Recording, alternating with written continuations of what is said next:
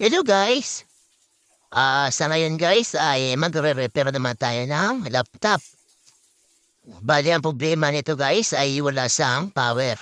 Ayaw magbukas. Pag pinindot mo yung power button niya ay wala pang makita ang indicator light na mabubuhay siya. Pag ganito guys, ang una nating gawin ay chichik mo natin ang bayang power source. Ang power source nito ay galing sa kanyang power adapter o kaya power charger.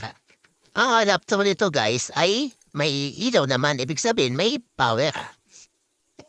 At ngayon guys, chichik natin yung voltage sa kanyang output mismo na galing adapter. At ang nakikita nyo naman guys ay wala siyang output voltage. Dapat ang output voltage nito ay mga 18 something. Kaya ang ginawa ko guys ay pinutol ko muna ang kanyang output line galing sa charger. At nakikita nyo naman guys, mayroon siyang sukat na 18 volt may get. Ang ibig sabihin nito guys ay may putol siya na linya galing sa output ng ating charger. Kaya ang ginawa ko guys ay tinang ko na lang ang putol sa dinugtong ulit. Sa pahininang po siya gamit ng soldering iron para mas matibay. Bali pagkatapos dito guys, itatry ulit natin kung mag-power up siya. Bali dalawang linya lang naman to guys.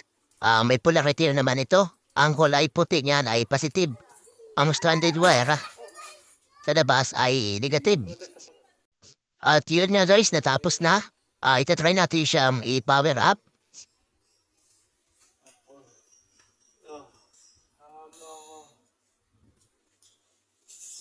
Isasapsap ulit natin guys at binutin yung power button.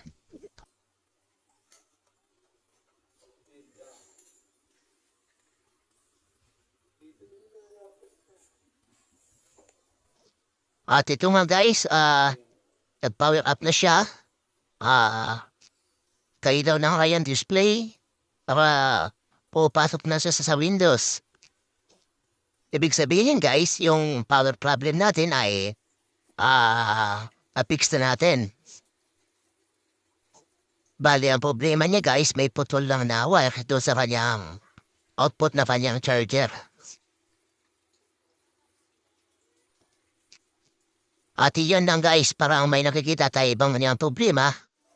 O diba sa wala siyang power, nagkaroon na naman siya ng power, nakikita niyo naman ang display niya, parang kumukurap-kurap.